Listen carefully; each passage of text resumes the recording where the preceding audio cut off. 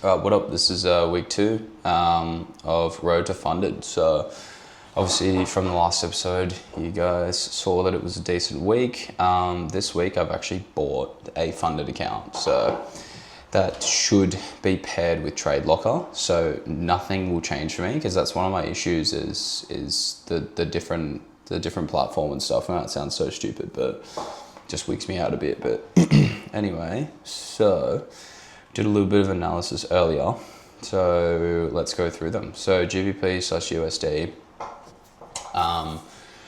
currently, it's looking like it's going to retest itself and then come down and take this low because, why do I say that? Because on the daily time frame, it actually broke structure. So it took out this high, both of these highs, and it's obviously rejected. It didn't just retrace, it actually broke structure. And so now I'm looking for that retest and to continue down to the next low. So actually, if we zoom in here, yeah, that's looking like it has, I don't know, not too sure. Yeah, I've been waiting for an engulfing candle, a rejection candle to the downside. Anyway, yeah, so that's sort of on my radar. So GBP/USD, and we are currently in this trade for Euro USD. I think I went over this last week, and it actually, see, look at that. It skimmed my take profit there. Can you see that? Like, it was there, right? And this may lose, but I don't care. Probably could have taken that out, but choosing not to because I believe that I should leave that and prove to myself that I was right. So it's just a retracement, healthy retracement, and come back down, or it's not. I don't know, but we will take a look at that later. Anyway, hang on. It's taking its, the fuck? Indictator error. Okay, right, well, that's a bit fucking weird. Okay, didn't do anything there. Right, so we took that trade, right? That was a winning trade that we've had. Let me just make that a bit smaller. Took profit, went down, has not broken structure, and it's actually showing that it's come down and done a retest, and it may go to that next high, which obviously I think last week I predicted it to do, and it's just taking a little bit of time, but that seems to be quite a bullish day today, so we'll see how that is and probably go in here into the 4-hour time frame. Let's take a look. Okay, that's definitely a pretty bullish engulfing candle, but yeah, that's definitely on my lookout too. AUD/USD. Pretty sure. Okay, cool. This is another one. So yeah, price has, let me just come out to the daily time frame. Oh, yeah, no, it really is just that daily time frame. So I am looking for, as it's kind of broken past, either some sort of retracement down to equilibrium and then it to come back up, retest, and go to this next high.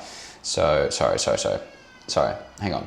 So this I'm looking at to see if this will just come up a little bit and retest and go up all the way, or if it's going to pull back, which on the daily time frame, it's just not fucking showing, is it?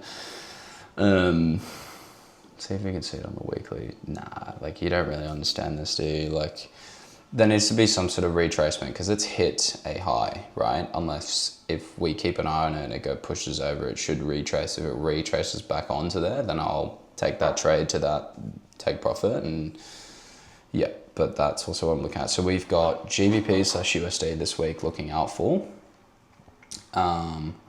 We're locked in on Euro USD.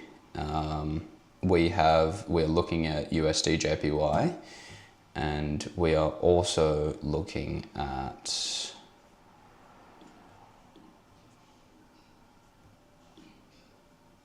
hang on one sec, sorry. I've just completely wigged the fuck out. Yeah, sorry. Yeah, it is. What's it called? Yep. The bullish break and retest to the next high, which I have not mocked out, but It should be up here. Anyway, yeah, so we're looking out for AUD, USD, JP. Anyway, I've gone over it. Yeah, that's the lookings for the trades, and yeah, using a very simple strategy called break and retest on the higher time frames, because one of my edges is I know where price. I've got a good understanding of where price wants to go. It's just whether or not when it gets there and when to enter properly, right? Yeah. Anyway, so that's the update, and I will see you on Friday to see how this all went for the week. But I should connect up the funded account, and it should start my actual funded test challenge. It's with a company called DNA Funding, and I've bought the funded account, but it's not on my account. So I'm gonna have to probably contact them to be like, yo, where the fuck's my account? Yeah. So yeah, I'll see you Friday. All right, what up? So my God, apologies, because fuck, I've had such a big week, but it doesn't mean that I had stopped trading in the process. So this is Road to Funded episode 2, and you would have seen the beginning of, I can't remember exactly the date, but it's currently Friday the 23rd of January. So as you can see here, we won't waste any time. I've gone in on this first funded account, and the current closed positions, we are currently negative. So basically, 2 great trades last week came into the week before. Came into the week before, and I actually doubled the size lots and realized that was not the smartest choice, because the whole point is they're removing the take profits percentage on purpose, so that you maintain that profitable strategy and stay within the lots, rather than over going for it. If that makes sense. That was a little bit of a mistake on my end, but currently in a trade right now, which I put in today, and then realized as well that's a mistake that I've made in the past looking at my journal, like with journaling.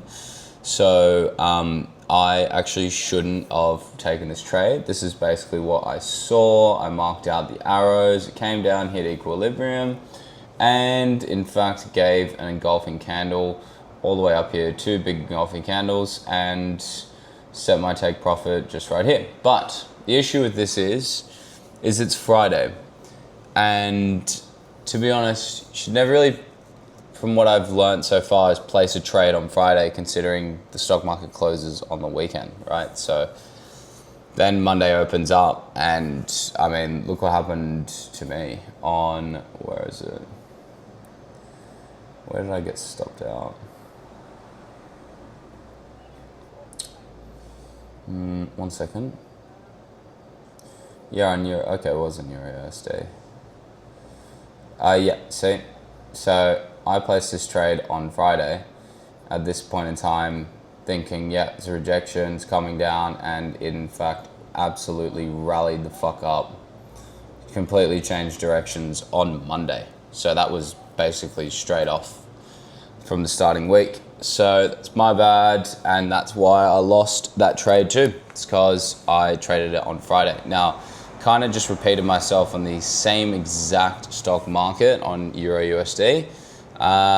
So I will adjust to see where it's at in the morning, and take a look at the news for the following next week and see if it's something I still want to be in. Otherwise, I may just pull out and reset for next week, because honestly, guys, this week has been fucking huge. Changing jobs. I'm just had to deal with lots of stuff, honestly, so much, like lawyers and all these sorts of things, you know, but there's been no excuse. I've still been checking the stock market to where I can, but you know, it's just a little bit of a different job. You kind of got to be in a really good mindset to continue this properly and make sure that you're making good decisions, no decision fatigue. So anyway, that's my update. I'm going to post this as episode 2, and I'm telling you though, I really do.